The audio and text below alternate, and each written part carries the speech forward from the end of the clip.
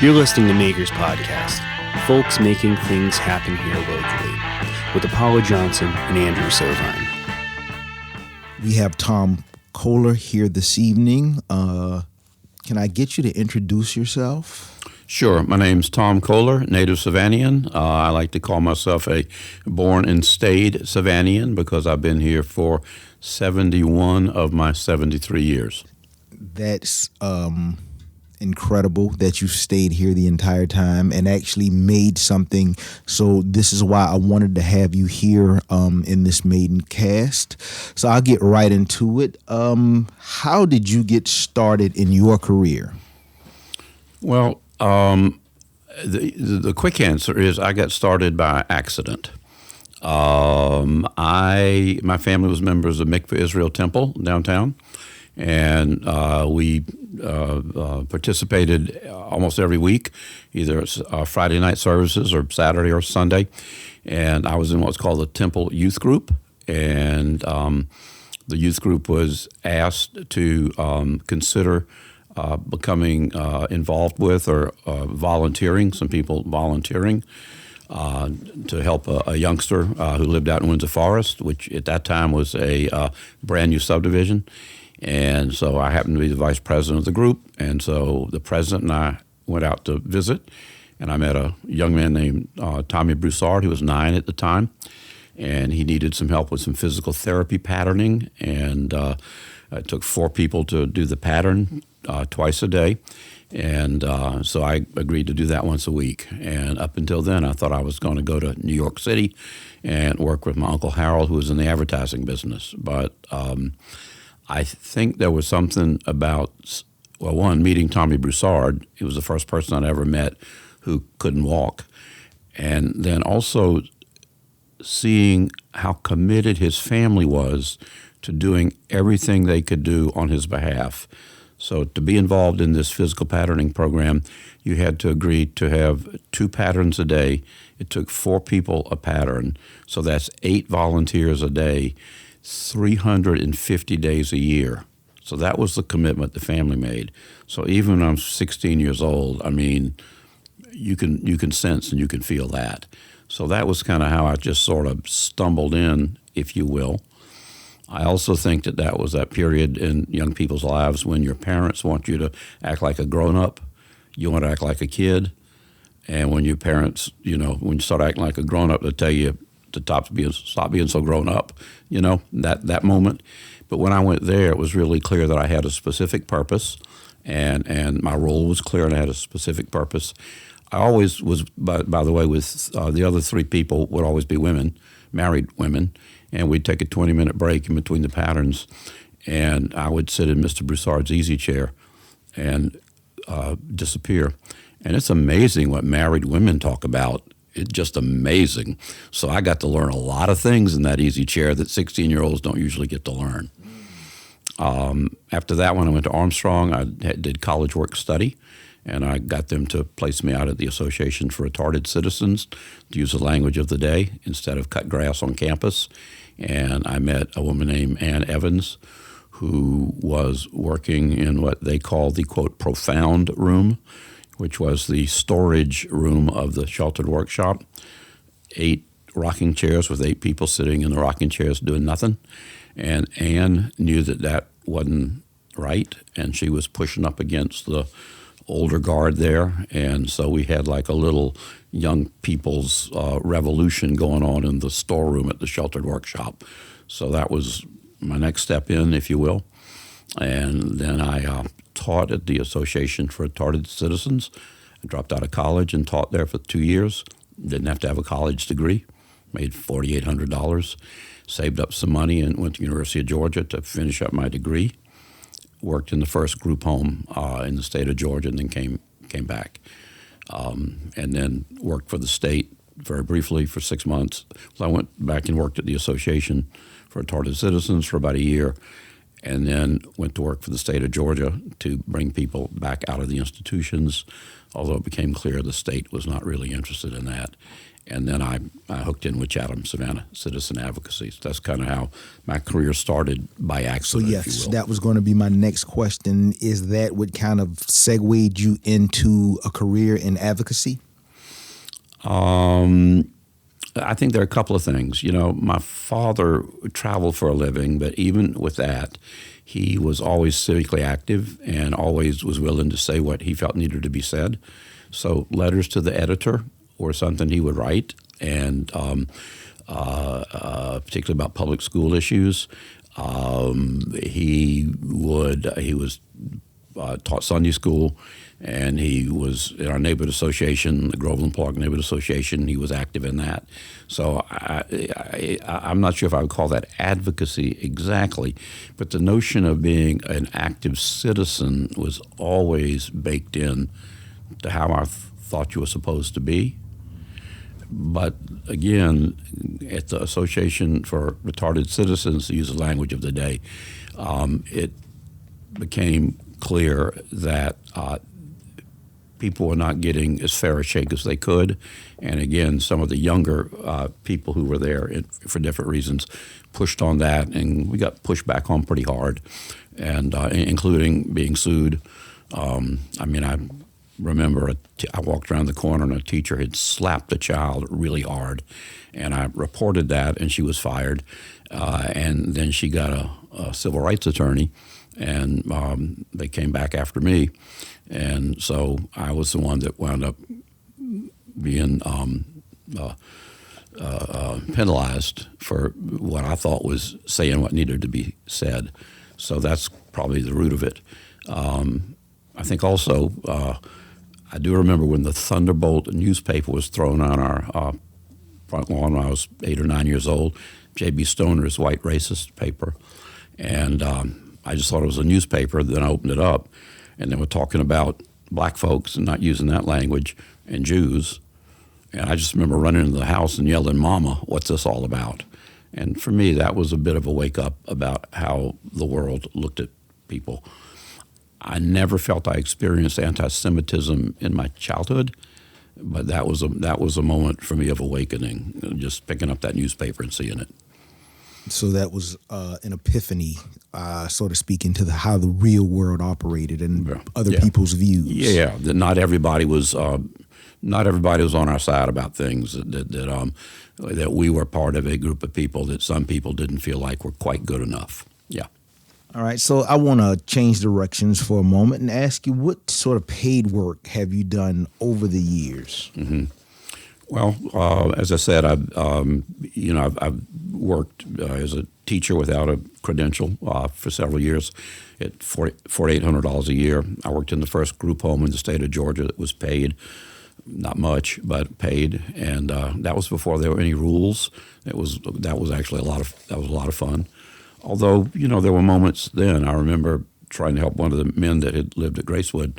He had some kind of a rash, and I was helping him work on that, like with jock itch rash.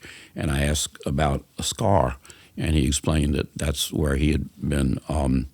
They had what do you call it when sterilized, and he said they lined us up one after the other. And again, I'm 22 years old and hearing this, so there was some moments there that would radicalize you. Right. So you realized that the state was involuntarily sterilizing its citizens. That's right. Yeah. And why did you wind up here? Milton had broken out some street lights in his little hometown, and instead of sending him to prison or jail, since he wasn't, I guess he was assumed he was not, the smartest guy in the world. He had a low IQ or whatever. He went to Gracewood and would have lived there his whole life, rather than been able to live back in his community. So yeah, there were some epiphanies there. So just to rewind it, are you saying he would have been institutionalized for the continuity of his life? Yes, very likely. The 70s is really when, in the state of Georgia and around the country, the 70s, mid-70s, late 70s is when people started questioning and challenging and changing the notion of lifetime institutionalization.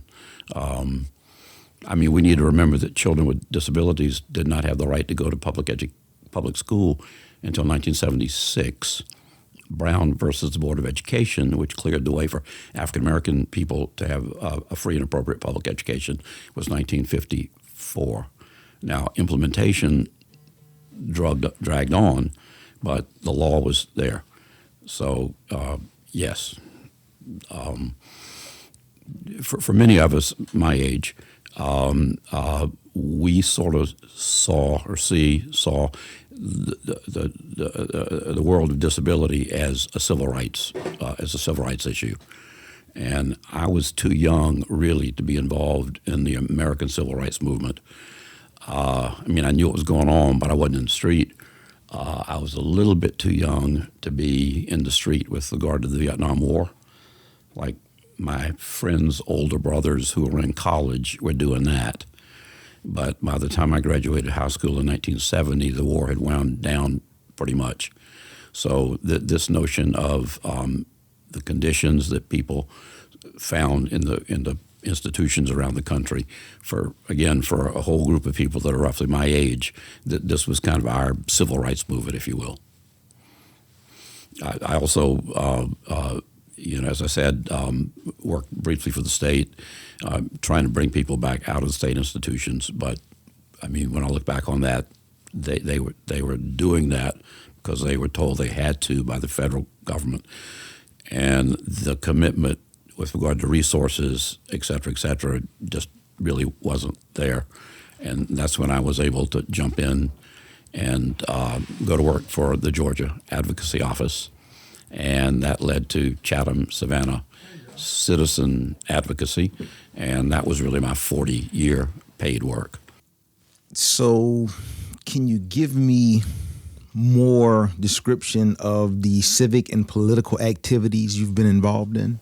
Sure.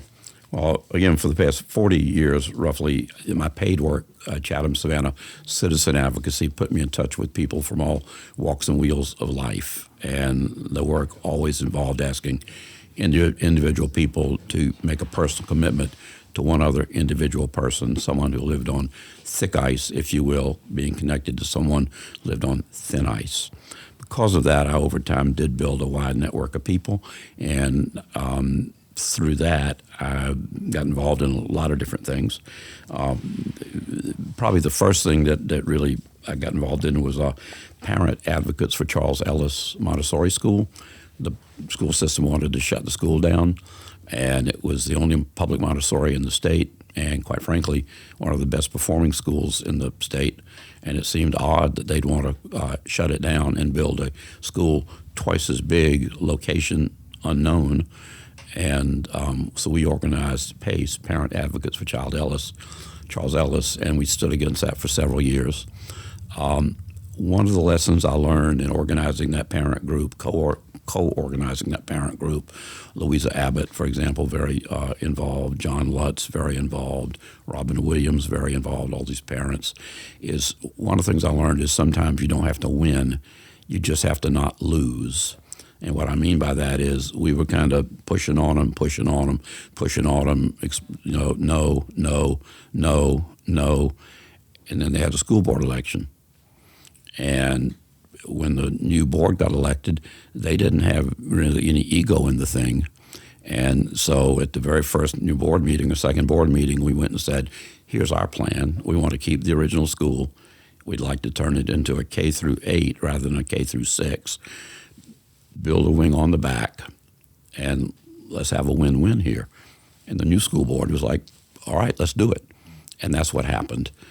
But the lesson for me there was sometimes you don't have to win, just don't lose. Stay in the game. And so that's what I'd like you to expound a bit more, because for many of us who are working in organizations or working in advocacy right now, the world can look binary. It can look zero-sum, either we win or we lose. So can you give us more detail about how you see a win-win? Well, I'm very relational. Let me say it that way. I mean, I'm very relational. And so part of a win-win for me is, I mean, do you have a group of people that you're working with where you've got kind of the right people on the bus in the right seats? And so when I look back at PACE, for example, Robin Williams, who was an architecture or an art history or architecture professor at SCAD, I mean, Robin, when it came to the physical plant, the physical facility and all that, he was like a genius. Louisa Abbott, who was an attorney at the time, she understood some things about how the law worked and that sort of thing. I had a certain set of skills with regard to positioning, I guess you'd say, to framing and positioning the issue. So we had a couple of people that were tremendous at hospitality. So we could turn out 70, 80 people at our meetings and have great hospitality and really have a lot of fun and get a lot done. So part of a win-win for me is building a little group of people that have a common purpose and like each other, and will week after week, month after month, if necessary, year after year, stick together to make an accomplishment. So that's part of it. Another part of win-win, in my opinion, is if you don't win, don't fold up your tent. If you don't win, take 3 deep breaths, look back, try to figure out how could we have done this differently, could we have done it differently, etc. But just like I said, stay in the game. Another thing that's helped me through the years is the difference in the idea of act validity and outcome validity. And the idea here is that some people will only do things if they're pretty sure that they're going to get the outcome that they want. That's outcome validity. Act validity is you do it because you believe it to be the right thing to do, not having any idea if it's going to, quote, work, whatever that means. So I'm sure there are times when I've invested a lot of time and energy and emotion into something that was clearly, the way I looked at it, this is act validity. I mean, the chances of getting an outcome here are pretty low, but it's got to be done, or I feel it's got to be done for me. I'm going to do it. So those two things have helped me through the years a little bit. What part would you say consistency, or dare I even say resiliency comes in? Oh, that's the game. I mean, that's the whole game, is showing up and being resilient and being willing, like I say, to open your eyes every single day and figure out what can I get done today. And if the answer is not much, then wake up the next day and say, now what can I get done today? But that's really to me, that's, again, I'm a turtle, not a hare. I'm that guy. I mean, I'm a plodder. Again, I'm very relational. I've never worked by myself. I've always had a second person right next to me in everything I've done, who was many times, I'm not going to say smarter than me, but they certainly could help me be my best self, and I could help them be their best self. I'll say it that way. So that's always been, for me personally, and I think when you see people that are able to accomplish things, there's almost always another person in the room somewhere with them, and they've figured out this balance, this dance between the two of them. Another organization we organized was the Jim Collins Bar Alumni Association, and this is when our beloved bar, Jim Collins Bar, was going to have to close because they kept raising the rent on Miss Collins, and so we established the Jim Collins Bar Alumni Association, and we had an event once a month at the bar, a covered dish and an auction, and people just brought stuff from their house, like record albums and stuff, but we could raise sometimes $500-600 a night in there and have a lot of fun. And the idea was that we were there to help Miss Collins, whose husband Jim had passed away. We were there to help her keep the bar going, and we did that for a couple, 3 years and had a lot of fun. And we're actually planning a reunion for that group as we speak. I did a lot of work with Leadership Savannah. I was program chair for 4 years, and in broad terms, in that work, what I tried to do was push down the idea of expertism and pull up the idea of shared learning and shared decision making, and tried to bring some thinking tools and some learning tools and some consensus building tools to people's attention that people in Savannah up until that point hadn't seen before. I mean, no one had seen what's now called graphic facilitation. And we did a Leadership Savannah meeting with John McKnight from Northwestern University, who's a Saul Alinsky-style organizer, with Beth Mount, with 30 feet of wallpaper behind John.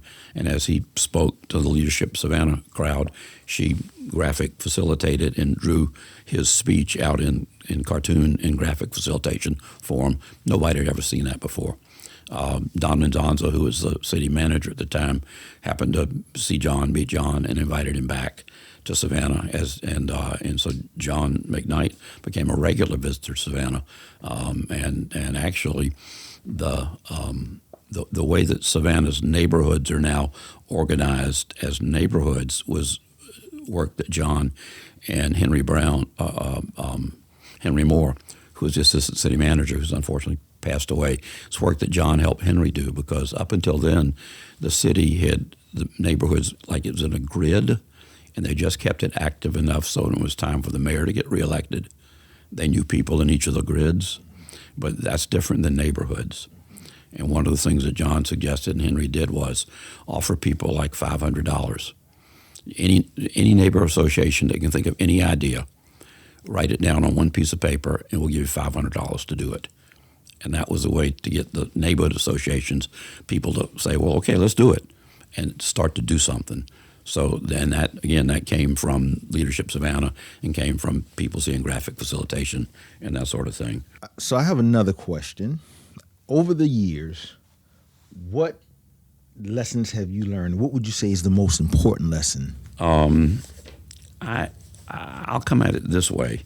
I do have I've got sort of a way I try to think about being with people and helping people think about what they want to try to get accomplished. And I call that the 3 F's, frame, flail, and focus. And so, when I'm working... Please elaborate. Well, when I'm working with people, part of what I try to do is, let's frame the question. Let's get the question right. And then let's flail. What do we think? And we'll just talk. And then let's focus. What do you want to take out of here? So frame, flail, and focus as a way to help groups of people sort of self-organize their thoughts and develop a path ahead. I've also tried to think of these are sort of 5 principles, if you will, or 5 ideas that a person could work on and study and try to get better at, I think, for their entire life. And I mean, if you want to call these community organizing skills, you can, but I'm not sure what to call them. But please tell us more. These are sort of 5 kind of personal skills. The first would be deep listening. Mm-hmm. And no matter how good a listener you are, I think all of us can always strive to be a better listener. Agreed. So the idea of deep listening. The second is the ability to judge character. Because if we're going to engage with people and we want to identify people who are of good character and we want to understand who they are, what their capacities are, and kind of what they're made of. So again, I mean, a person could spend their whole life consciously getting better and better at judging individual character, mm-hmm. which is different than being judgmental, by the way. It's easy to be judgmental. Judging character is a very different thing. The third one is... well, before you move to the third one, can I say with the judging character, is that more intrinsic or more experience-based? I think it's both. I think it's a dance is what that is, mm-hmm. right? Certainly, like with most things, I mean, the more times you do something, the better chance you have of really understanding what it is and deepening your understanding of it. I mean, repetition is a powerful thing. Mm-hmm. And again, the only way, in my opinion, the only way to learn how to do something is to do it. And then if you really want to learn how to do something, try and teach it. I mean, you can read. I mean, I'm all for reading, studying, et cetera, et cetera. But at some point, you've just got to get out and do it. You've got to go face to face with people and see what you can learn and see what you can put together. The third of these ideas is speak so people can hear. And the idea here is that different people will respond to different ways of being communicated with. And so as you have been listening closely and trying to understand who someone is, and then as you've been kind of trying to figure out kind of what they're made of, their character, if you will, then that should influence how you choose to communicate with them. I mean, do you use examples that are faith-based? Do you use examples that have to do more with the idea of beloved community? Do you use examples or tell stories that have more to do with academics? I mean, again, or do you tell stories or bring people into the idea with data rather than emotion? All those are different ways to speak, so people can hear. So that's again that'd be a skill that as an organizer we could always sharpen and get better at. The fourth one is to work the we. And another way to say that is the answer to what is who. And this drives me a little nutty right now because I appreciate the internet, but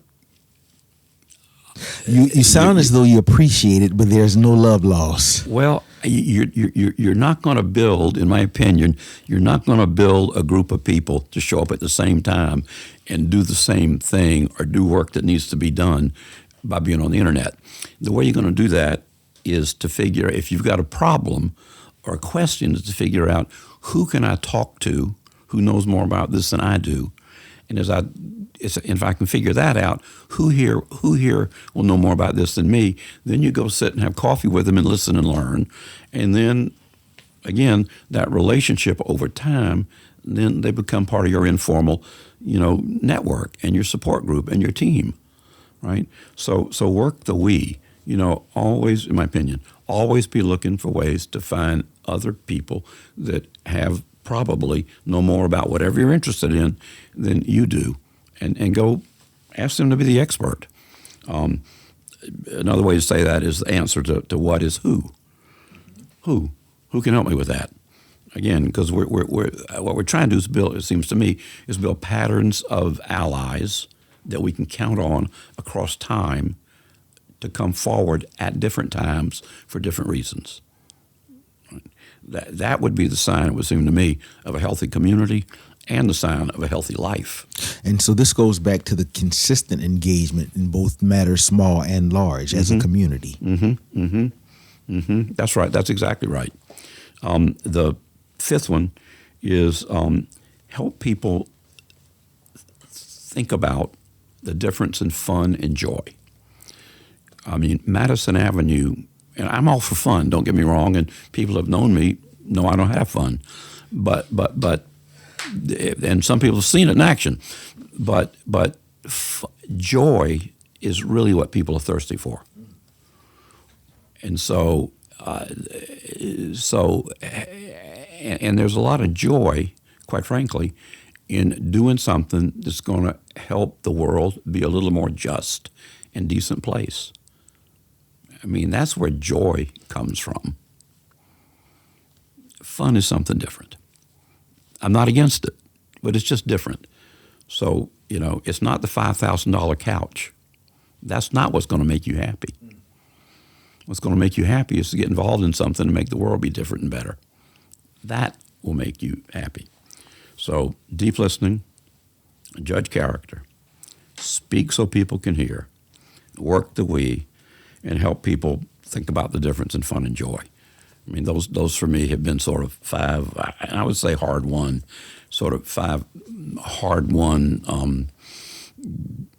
organizing principles, if you will. Okay, so I'd like to wrap with one final question, and just, shot in the dark. What can folks do locally to help or get involved with what you're involved in? Drink coffee. Elaborate. Well, if people want to get involved when I'm in, whatever that is, and just to say, I'm 73 years old right now. I'm not in like I used to be. And I don't think I need to be or should be in like I used to be. I think my role now is more to be available. And if somebody calls me and says, could we? Almost always the answer is yes. Could we sit down and? The answer is yes. Okay, so to segue on that before we close out, how much connectivity and community is built here over coffee? In my world? Yes. Well, the Bean has been my office for 26 years, and when I was really kind of running the route, it was 5 appointments a day, 5 days a week, one-on-one, listening to people and sharing ideas related to citizen advocacy or related to other projects. When we put Emergent Savannah together, that was 4 people that met every Monday night for 4 years to plan and organize and then put on all that. That was, that's just people deciding they wanted to make something happen and sticking with it over time and seeing what happened. And,